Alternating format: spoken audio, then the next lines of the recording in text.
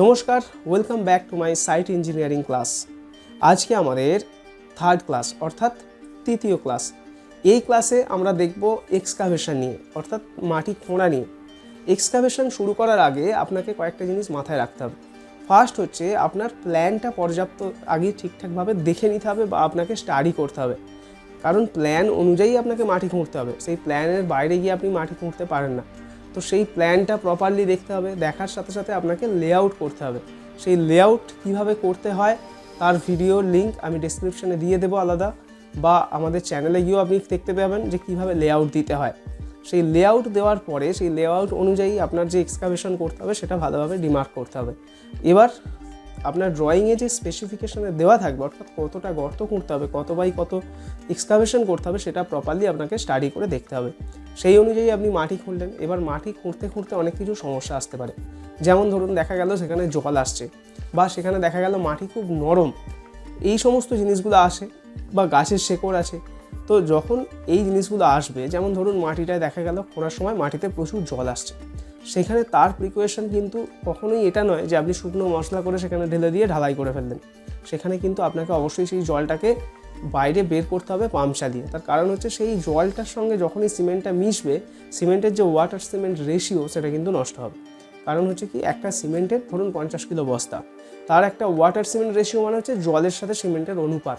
কারণ সিমেন্ট যতক্ষণ না জলের সাথে রিয়্যাক্ট করছে বা মিশছে বা প্রতিক্রিয়া করছে, ততক্ষণ কিন্তু সিমেন্টের কোনো কাজ নেই।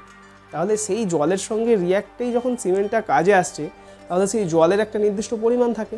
সাধারণত সেটা 0.45 থেকে 0.5 হয়, অর্থাৎ 25, আপনার ধরুন এক বস্তা যদি সিমেন্ট হয় 50 কিলো সিমেন্ট, সেখানে 25 লিটার 20 লিটার থেকে 25 লিটার মোটামুটি জলটা লাগে।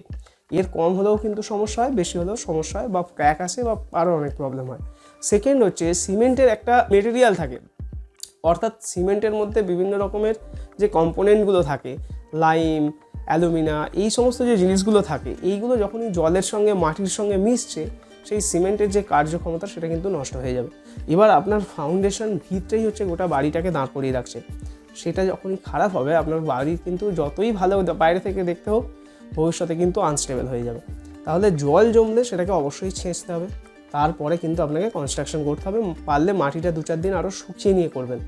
নেক্সট পয়েন্ট যেটা, ধরুন আপনি পুকুর পাড়ে বাড়ি করছেন, সেখানে কিন্তু ওই নর্মালি 4 ফুট বাই 4 ফুট গর্ত খুঁড়ে আপনি কলম তুললে হবে না। আপনাকে দেখতে হবে সেই পুকুরের জলের লেভেল কোথা অবধি আসে। সেটা দুরকম প্রসেসে হয়। এক হচ্ছে ওয়েট করতে হবে গরমকাল পর্যন্ত, অটোমেটিক জলটা কোথায় নামছে জানতে পারবেন। সেকেন্ড হচ্ছে জলটাকে আপনাকে পাম্পের মাধ্যমে সেঁচে বাইরে ফেলতে হবে, তাহলে আপনি জানতে পারবেন। এবার সেই লেভেল বরাবর কিন্তু আপনাকে কলমটা দিতে হবে। আর যদি সেটা না সম্ভব হয়, তাহলে আপনাকে আপনার মেন দেওয়াল থেকে অন্তত 6-8 ফুট দূরে একটা বাউন্ডারি ওয়াল করতে হবে, বা গার্ড ওয়াল বা রিটেনিং ওয়াল করতে হবে, যেটা কি হবে, ডাইরেক্ট জলটা আসা থেকে আটকাবে। করার পরে এবার আপনি তার ভিতরে সেখানে মেন কলম তুলে বাড়ি করবেন। এবার এই গার্ড ওয়াল যখন করবেন, গার্ড ওয়াল মাথায় রাখতে হবে সেই গার্ড ওয়ালের যে কলমগুলো থাকবে সেগুলো যেন মেন কলমের সাথে একদম টাইবিম দিয়ে টানা থাকে নিচে, আদারওয়াইজ কিন্তু সেই রিটেনিং ওয়াল বা গার্ড ওয়াল ধসে পড়ে যাবে। এইগুলো হলো মেন পয়েন্টগুলো গেল। এবার নেক্সট হচ্ছে মাটি ধসে পড়ছে কিনা সেটা মাথায় রাখতে হবে। তার প্রপার সাইডে ব্যারিকেডিং করতে হবে যাতে মাটিগুলো ধসে না পড়ে যায় কাজের সময়। তারপরে এক্সকাভেশন, ধরুন আপনার দেখা গেল 4x4 কোনো একটা আপনার কলমের মাপ দেওয়া আছে, সেখানে কিন্তু 4 গর্ত খুঁড়লে হবে না। আপনাকে 4 সাইডে অন্তত 6 ইঞ্চি এক্সট্রা গর্ত খুঁড়তে হবে। তার কারণ হচ্ছে কি, আপনার যে কাজ হবে, শাটারিং হবে বা রডগুলো প্লেসিং করবে, তখন কিন্তু এক্সট্রা জায়গা প্রয়োজন। ওই তার উপরে দাঁড়িয়েই সেইভাবে কাজটা করা যায় না। সেই কারণে আপনাকে 6 ইঞ্চি অন্তত 4 সাইডে বেশি গর্ত খুঁড়তে হবে। নেক্সট হচ্ছে, ধরুন কাজ হতে হতে দেখা গেল আপনার অনেক বড় গর্ত হয়েছে, অর্থাৎ 8 ফুট 10 পর্যন্ত গর্ত হয়েছে।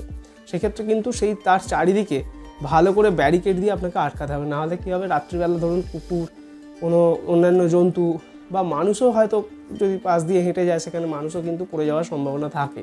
সেই কারণে আপনাকে প্রপার ব্যারিকেডিং করতে হবে চারদিক দিয়ে। নেক্সট হচ্ছে, ধরুন ওয়েদার খারাপ, বৃষ্টির ওয়েদার, সেই সময় আপনাকে সেই জায়গাটাকে ঢাকা দেওয়ার ব্যবস্থা রাখতে হবে। আদারওয়াইজ আপনি গর্ত খুঁড়ে চলে গেলেন, রাত্রে এমন বৃষ্টি হলো, পরের দিন সেখানে জল জমে গেল, তাতে আপনার কাজের সমস্যা হবে এবং কাজ বাড়বে। এছাড়াও এইগুলো হচ্ছে মেন পয়েন্ট এক্সকাভেশনের। এবার এক্সকাভেশন অনেকে মেশিনে করছে, অনেকে হাতেও করছে, কোনো অসুবিধা নেই, যেটাতে খুশি আপনি করতে পারেন। হাতে করলে একটু টাইমটা বেশি লাগে, মেশিনের সময়টা কম লাগে, খরচ মোরাললেস প্রায় একই এসে যায়। আর এই এক্সকাভেশন হওয়ার পরে যত দ্রুত সম্ভব সেখানে ইটের সোলিং, পিসিসি এই সমস্ত জিনিসগুলো করতে হবে।